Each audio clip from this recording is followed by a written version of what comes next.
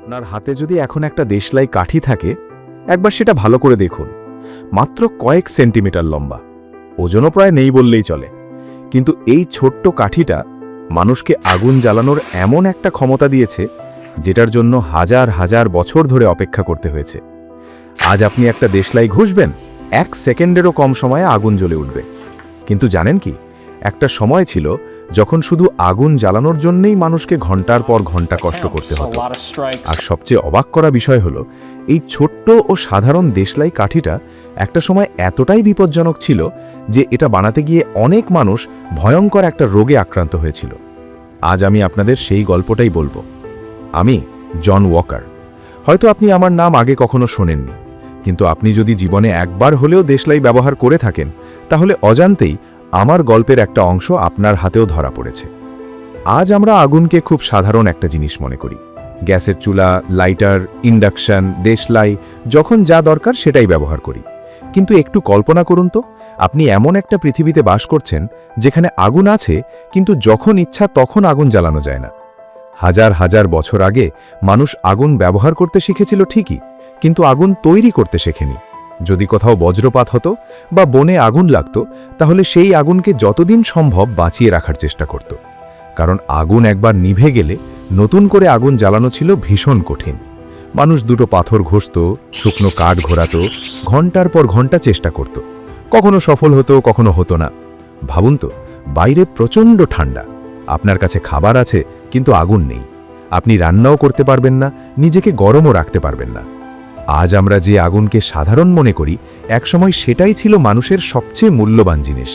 তাই যুগের পর যুগ মানুষ একটা স্বপ্ন দেখেছে, যদি এমন কিছু থাকতো যেটা পকেট থেকে বের করেই আগুন জ্বালানো যেত।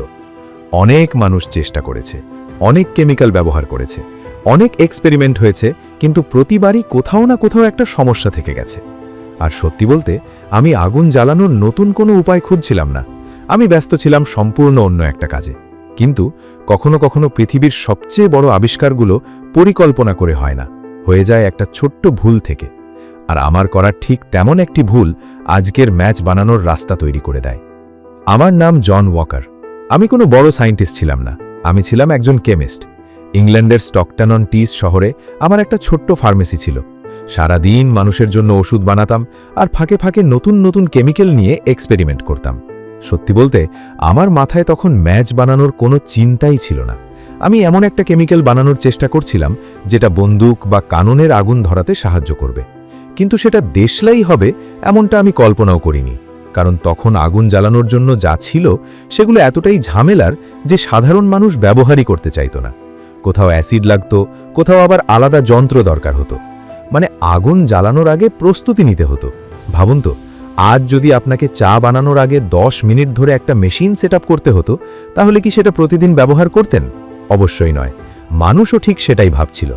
আর ঠিক তখনই আমার জীবনে ঘটে গেল এমন একটা ঘটনা যেটা আজও আমি ভুলতে পারি না। একদিন আমি ল্যাবে বসে কেমিক্যাল মিশিয়ে পরীক্ষা করছিলাম।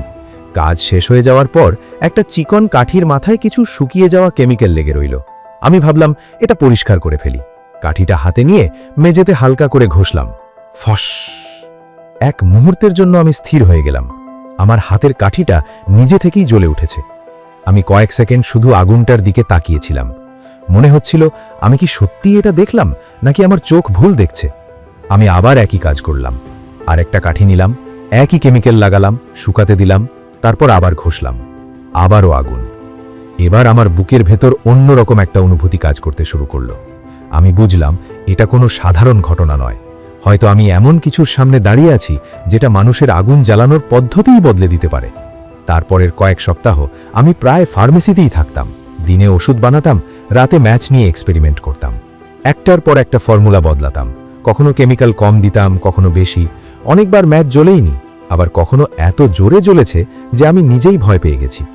কিন্তু একটা জিনিস আমি বুঝে গিয়েছিলাম, আমি যতবার ব্যর্থ হচ্ছি ততবারই আসল সমাধানের আরও কাছে যাচ্ছি। অবশেষে 1826 সালে আমি এমন একটা ম্যাচ বানাতে পারলাম যেটা সাধারণ মানুষ নিজের হাতে ব্যবহার করতে পারবে। আমি ভেবেছিলাম এবার হয়তো আমার সব কষ্ট শেষ, কিন্তু আমি জানতাম না আসল গল্পটা এখনই শুরু হতে যাচ্ছে। 1826 সাল। কয়েক মাসের পরিশ্রমের পর অবশেষে আমি এমন একটা ম্যাচ বানাতে পারলাম যেটা শুধু ল্যাবের এক্সপেরিমেন্ট ছিল না, সাধারণ মানুষও ব্যবহার করতে পারবে। আমি ছোট ছোট কাঠির মাথায় সেই কেমিক্যাল লাগিয়ে শুকিয়ে নিলাম। তারপর সেগুলো একটা ছোট্ট কাগজের বাক্সে ভরে আমার ফার্মেসিতেই বিক্রি করা শুরু করলাম। বাক্সের ভেতরে একটা ছোট্ট স্যান্ড পেপারও দিতাম, কারণ তখন ম্যাচ জ্বালাতে ওই স্যান্ড পেপারেই ঘষতে হতো। প্রথম দিকে কেউ বিশ্বাসই করতে চাইছিল না, একটা ছোট্ট কাঠি একবার ঘষতেই আগুন। তখনকার মানুষের কাছে এটা ছিল প্রায় জাদুর মতো। ধীরে ধীরে খবর ছড়িয়ে পড়তে লাগলো। পাশের শহর থেকেও মানুষ আসতে শুরু করলো শুধু এই নতুন জিনিসটা দেখার জন্য। কেউ বলতো এটা অসম্ভব, আবার কেউ বলতো এটাই হয়তো আগুন জ্বালানোর ভবিষ্যৎ। কিন্তু একটা সমস্যা তখনও রয়ে গিয়েছিল। আমার ম্যাচ সবসময় ভদ্রভাবে জ্বলত না। কখনো হঠাৎ করে বড় একটা শিখা বের হয়ে আসতো, কখনো ছোট ছোট আগুনের কণা চারিদিকে ছিটকে পড়ত। আর গন্ধটা, সত্যি বলতে গন্ধটা এতটাই তীব্র ছিল যে নাক চেপে ধরতে হতো। তবুও মানুষ এটা কিনত, কারণ এর চেয়ে সহজ কোনো উপায় ছিল না। তারপর একদিন আমার এক বন্ধু আমাকে বলল, জন, তুমি এটা পেটেন্ট করে ফেলো। পেটেন্ট মানে এই আইডিয়ার আইনি মালিক হওয়া।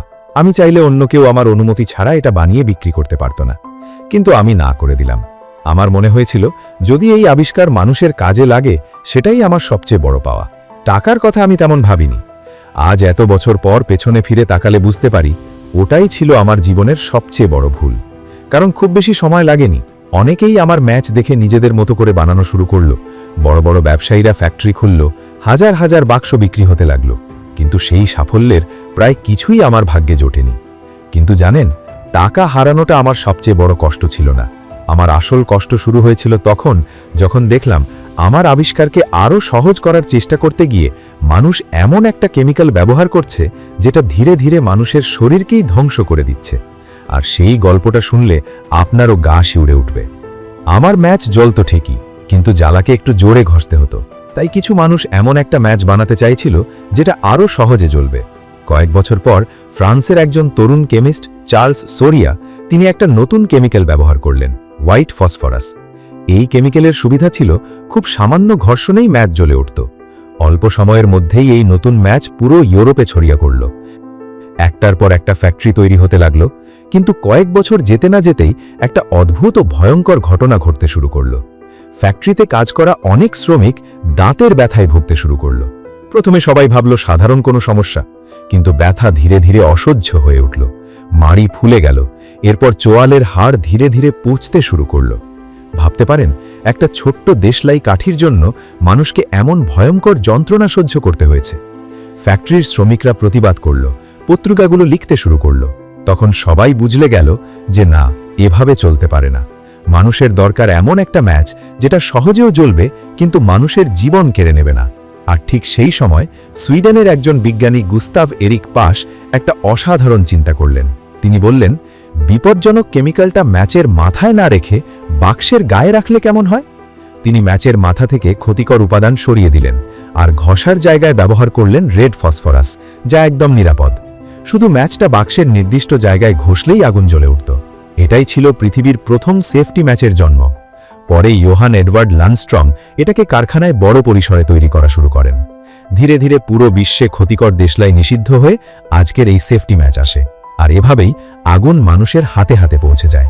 আমি হয়তো প্রথম দরজাটা খুলেছিলাম, কিন্তু সেই দরজা দিয়ে নিরাপদ ভবিষ্যতের দিকে হাঁটার পথ তৈরি করেছে আরও অনেক মানুষ।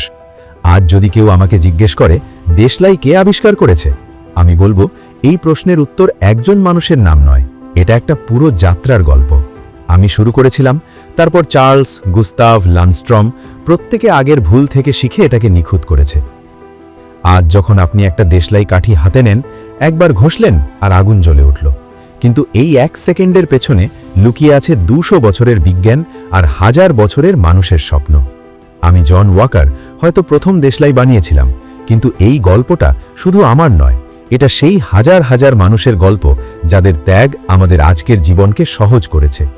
পরের বার যখন একটা দেশলাই জ্বালাবেন, হয়তো 1 সেকেন্ডের জন্য এই গল্পটার কথা মনে পড়বে। যদি আজকের গল্পটা আপনার ভালো লেগে থাকে, তাহলে ভিডিওটিতে একটা লাইক দেবেন। এমন সব সাধারণ জিনিস আবিষ্কারের পেছনের অসাধারণ গল্পগুলো জানতে স্টোরি অফ ইনভেনশন চ্যানেলটিতে সাবস্ক্রাইব করতে ভুলবেন না। আর পরবর্তী পর্বে কোন আবিষ্কারের গল্প জানতে চান তা কমেন্টে জানাতে পারেন। দেখা হচ্ছে পরবর্তী পর্বে নতুন কোনো আবিষ্কারের গল্প নিয়ে। ততক্ষণ ভালো থাকবেন। আল্লাহ হাফেজ।